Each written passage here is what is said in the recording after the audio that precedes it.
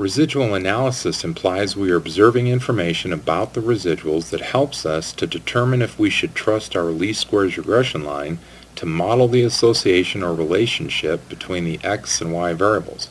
Primarily what we will do is look for three things regarding the residuals. First, do the residuals suggest a linear relationship? In our current case, yes. But look at the actual scatter plot and its corresponding residual plot.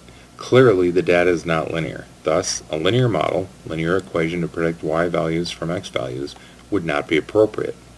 A second thing we look for is consistency of variance. Look at this residual plot. Large scatter for smaller x values, but little scatter for large x values. This implies that the LSR line is good at predicting y values when x is large, but horrible for smaller x values. Thus, we would not trust our LSR line to predict for the entire domain of x values. The model is inappropriate in this case. We can see consistency of scatter in the flyer data, so its LSR line is trustworthy. But look at this residual plot. Inconsistent variance.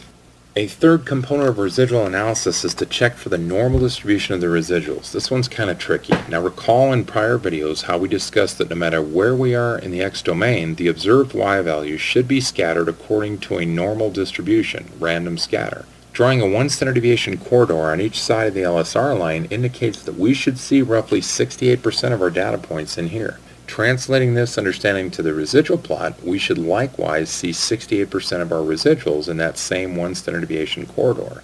Moving 2 standard deviations on either side would trap roughly 95% of the points on the scatter plot and thus their corresponding residuals on the residual plot. Here's an example of a residual plot that has a strange absence of residuals closer to 0. We're not seeing 68% within 1 standard deviation. We see instead two clusters of residuals with a gap in between. This corresponds to a scatter plot that might look like this. Suppose this is for patients suffering from back pain and how the new pain reliever is doing with regard to alleviating the pain. Notice two clusters with a large gap. Recall that random fluctuation follows a normal distribution. Thus, these differences are not attributed to random chance. Usually what we are looking at is two distinct populations that were combined into one.